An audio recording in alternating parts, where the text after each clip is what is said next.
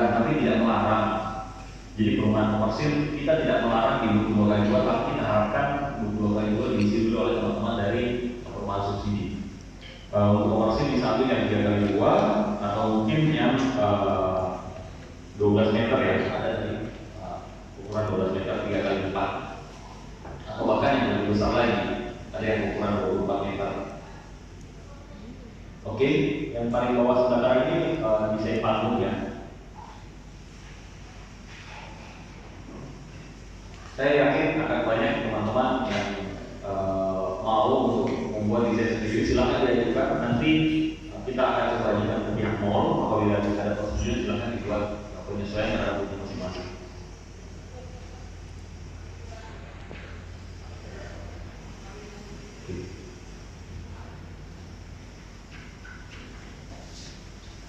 Ya, strategi kita supaya bisa ramai membahas desainnya seperti itu ya.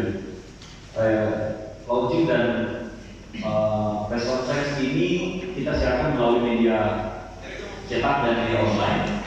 Itu kalau informasinya kita harapkan bisa sampai di masyarakat lebih cepat.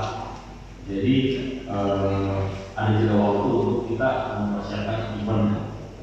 Terus tadi ada roadshow dari panitia dan BSD ke ke instansi-instansi yang sudah bekerjasama dengan BSD secara payroll. Terus ada juga akan kita audiensi ke dinas provinsi, dinas kota Makassar, dinas Maros, dinas Goa, dinas Sakala tentang itu tersebut untuk menggait juga dari sisi PNS ya. Ada juga pegawai BUMN. Terus kita akan kirim proposal ke berbagai calon peserta pameran dan mitra terkait. Dan yang paling penting kita akan melakukan pemberitaan secara intens itu 14 hari sebelum hari H. Jadi 14 hari sebelum hari H itu kita sudah intens untuk mengangkat lagi event.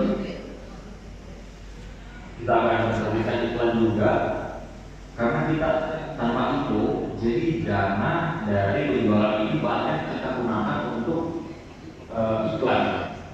Dan bagaimana cara untuk menggait peserta bisa banyak dana event. Jadi dana penjualan ini cepat lunas sebenarnya. Karena kita ini bukan cari profit, kita cari penjualan karena sama-sama developer. Saya developer, Pak Bumani developer, Bapak developer.